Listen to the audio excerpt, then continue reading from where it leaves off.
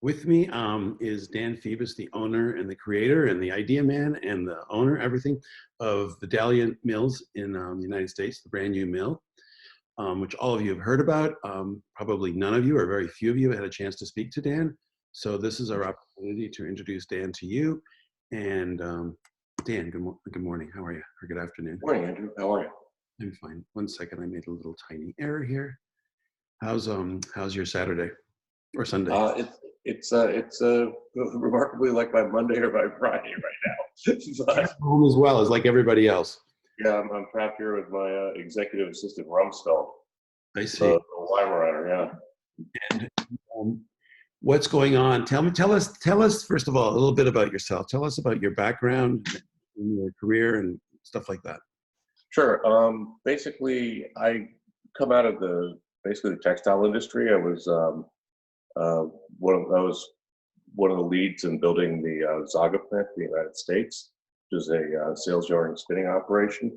Before that, I various and sundry jobs, marketing and manufacturing for the textiles, and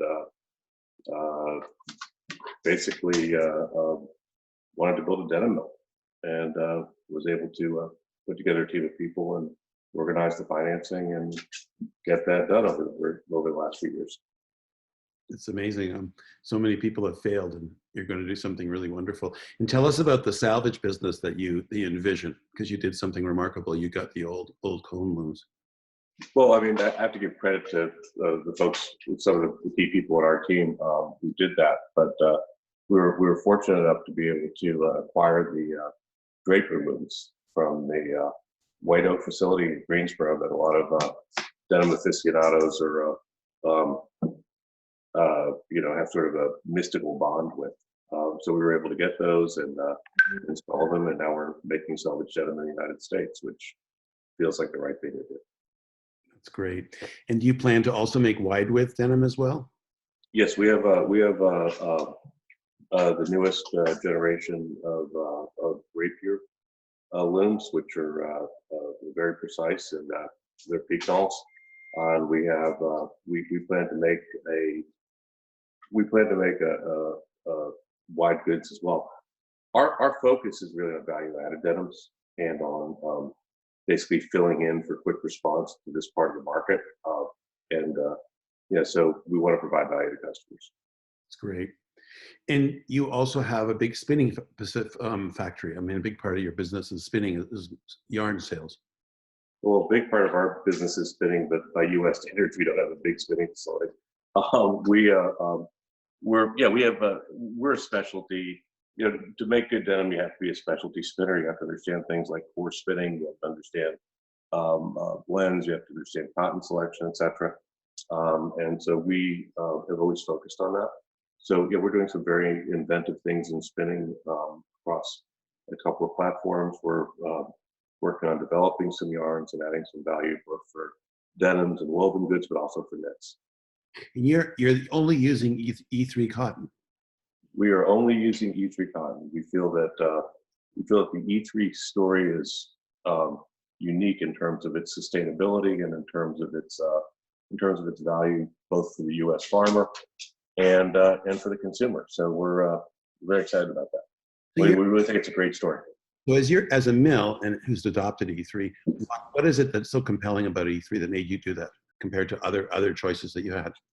It's the only completely traceable cotton, protocol out there, and I really think that consumers today, particularly millennials, are really focused on the quality and where their products are coming from. And if this current crisis teaches us anything, is that it's more important now more than ever to really understand what's involved in your supply chain, that how things are made, what values were put into them, etc. And with BASF's commitment on the E3 program to really provide that level of transparency and accountability as to how the cotton was grown, what the inputs were, how the textiles were made, it's really a unique platform for concerned consumers to really understand what they're getting. And I think that's critical. I just, as a quick aside, the number of people you have an argument with about the relative merits about organic cotton, and when you bring up the fact that E3 cotton is the only truly provable cotton in terms of its carbon footprint, its impact on the economy, its effect to farmers, the amount of chemicals that are used, the whole story. You really, when done the right way, are creating carbon capture and healthier soil. I mean, it's just a very resonant story, and I think it's something that people really need to know. Thanks for sharing. What else did I want to ask you? Where do you see the factory in a year and in 3 years? Gosh, that's a Well, huge we question. don't know the economic condition after this is all over, that's for sure. But let's assume normal conditions, what used to be normal. Well, I don't know if we ever go back to normal. I mean, or what was, the status quo ante. Yes. But I think I think there's a movement back to the United States. There's a movement back to this hemisphere. I think there is a understanding that the key critical components to how we live, what we're dependent on, et cetera, can't be recognized through these vast attenuated supply chains. I'm going to make it sound like a kook, but I was watching a Joe Rogan podcast last night on YouTube, and they had an expert on who is now an IT physicist, who was making the point that, this idea that, we can, create these massive supply chains for things that are critical for what we need, and not that what we make is all that critical, but what we have the capacity to make from both yarn and fabrics that go into PPE or could go into denim, that sort of base load manufacturing. People have always sort of looked at textiles for the last 30 or 40 years as sort of a redheaded stepchild that we just don't really need, that can be done somewhere else. And I think if anything changes from this, it'll be the realization that we need some of these things, and that we need to make more apparel here, that we need to have trained, sewing here, and we need to be able to react quickly here, and that it's important not just what things cost, but what things really cost in terms of its impact on a society. And the risk. Yes, exactly. And can you tell the audience or the people that are watching about what you're doing now during the COVID crisis? Well, we are spinning. We're doing some spinning for protective wear. We're working on installation of a clean room at our facility to be making some specialized medical products, because if you're a spinner, you're basically in the filtered air business. You're dependent on very clean conditions. So we're working with a partnership group on that.